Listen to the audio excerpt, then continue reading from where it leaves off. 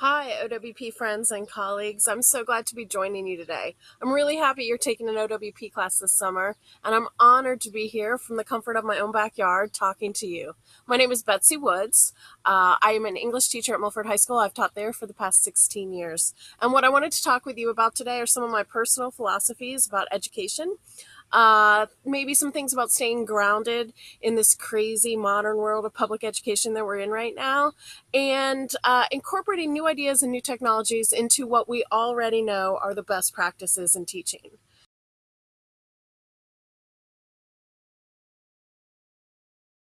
So you probably heard last week, like I did, that the park tests are gone and we're moving to the air tests. So I see a positive in all of this, believe it or not. There's so much testing out there. You probably do map testing at your school, maybe ACT, maybe Aspire. We've done Park, we've done OAA, OAT, OGT, right? I think the tide's turning. I think because the government can't get its act together and the state and federal levels as well, we're going to have to start relying on the teachers again. So what I really want to talk about in my department this year is how everything you do in your class is a formative assessment in some way.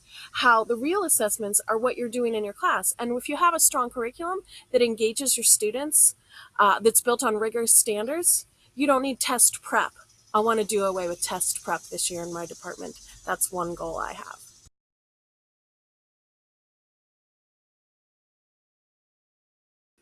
So I've decided to split what I'd like to talk about today into two different categories.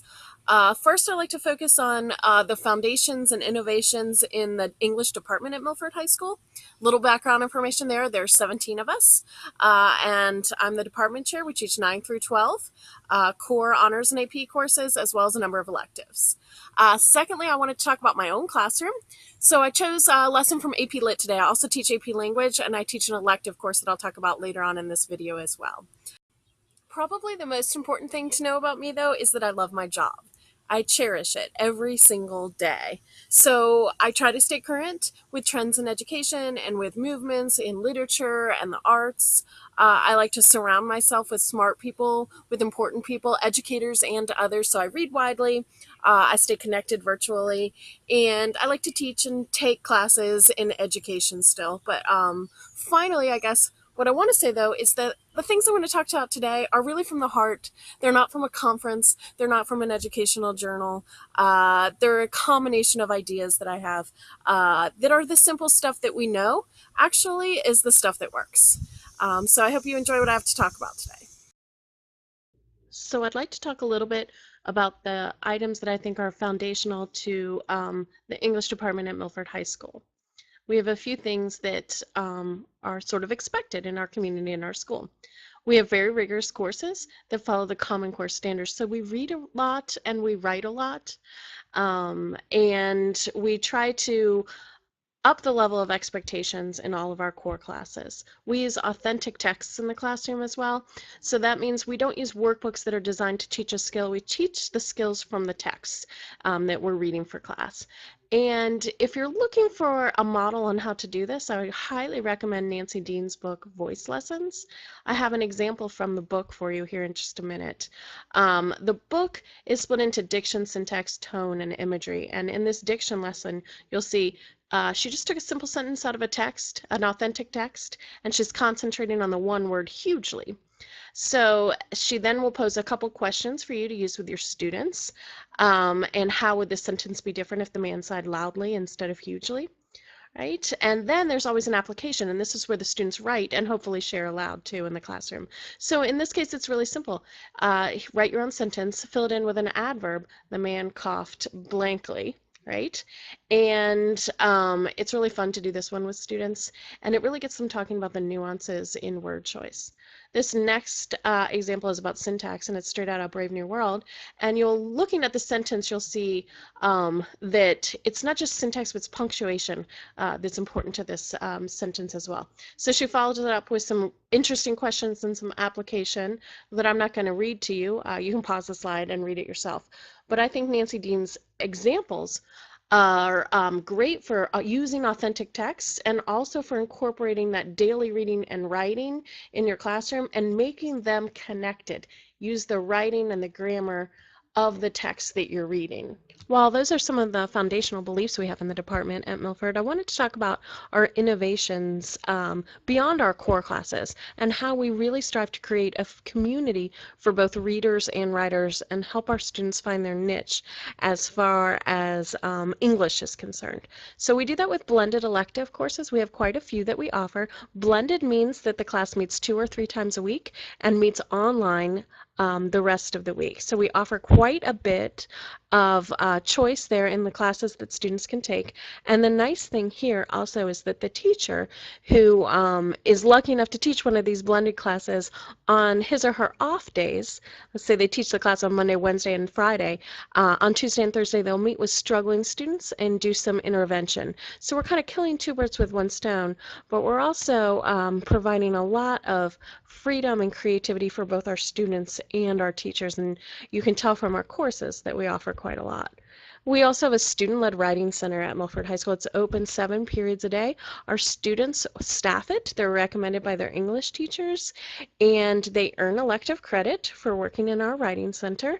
And what they do is provide peer consultations for any student in the school on any type of writing. It doesn't have to be English. What's really gratifying about this is when you see your students calling themselves writers and learning from each other. So those are 2 innovations I wanted to share. As far as my classroom, I wanted to share a little something more specific about foundations. Now I'd like to move from the department view to my classroom specifically, and I'm going to talk about my AP Lit class more. And one thing is clear about AP Literature is that there are certain things that are required, and these are foundations that are expected by the College Board, by the community, by the school, by me. And one of the first ones that we'll read authentic texts is kind of like the rest of the department, but we will read full-length texts, and a lot of them. So one of the lessons I'm going to share with you today is about Cormac McCarthy's The Road, and we read that book in its entirety and discuss it. Also, the students will produce literary analyses, and these will be written formal papers. Pretty old school stuff, but there are some innovative twists you can put on it. And finally, I put choice down as a foundation for the class, but it's also on my innovation list. I think choice is really important, but there are lots of different ways you can provide choice. I don't think choice always means that the student is picking everything about their learning. So like I said, the assignment in this case involves Cormac McCarthy's The Road, and also some selected short stories from Ernest Hemingway's text, In Our Time. Now, before I discuss what I think is innovative about these following lessons, I want to talk about fitting it all in. So a way that I was able to change my lessons to make them more engaging for my students is I took out several things. For one, when we read the text The Road, we read it in its entirety and then discussed it. It's that kind of book, and if you run into that kind of book in your curriculum, you should consider letting your students read it as a whole. For another thing, there are always student-led discussions in my units. In fact, when discussing The Road and In Our Time, I hardly talked at all. I gave the lots of information to my students. But when it came to seminar discussions and student-led lesson planning, the students were in charge of the classroom. So we have whole group seminar discussions over The Road, and when we read Hemingway, you'll see on this slide we have panel discussions where there are a group of students responsible for selected short stories in the text, discussing and sort of being the expert on those stories with the rest of the class. All of the assignments in this unit, which are kind of previewed in the next few slides, are scaffolded. Maybe not in the way you're used to hearing that word. What I mean is that each assignment will lead up to that final writing assignment that students know they have and will be fodder for that writing assignment. So I talked earlier about the seminar discussion, and the seminar discussion over The Road had lots of little details that students had to do to prepare. But all of those details actually help them think about both of the texts and how they could come to some decisions about what they were going to write about. Where does the choice come in? In several places in this assignment. And number one, students get to choose what kind of paper they want to write. Do they want to write one paper discussing both texts? Do they want to write two papers discussing each text independently? And there's a very broad prompt for the final analysis here. It is simply, how does style create meaning? Since both texts are minimalist text, and students caught on to that and talked a lot about that, the prompt really suits both of the texts.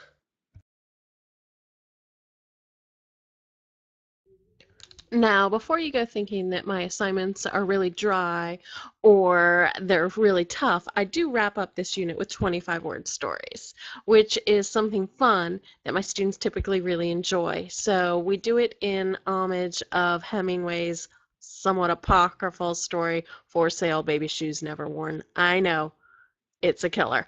Anyway, 25-word stories are what they are, that they sound like, minimalist stories. And if you're interested in more details about 25-word stories, you should look at, here's a sample one by English teacher Kevin Hodgson. So you should just Google 25-word stories and Kevin, and you'll have more details about that. So we're nearing the end of my discussion here. I want to thank you for listening, for considering the things I have to say, and I really wish you the best luck in your class, and I hope you get to enjoy the summer as well. And I always like to invite people out to Milford High School. If you'd like to see our writing center, if you'd like to sit in any of our classes, please feel free to contact me at any time. Thanks again. Good luck with your work.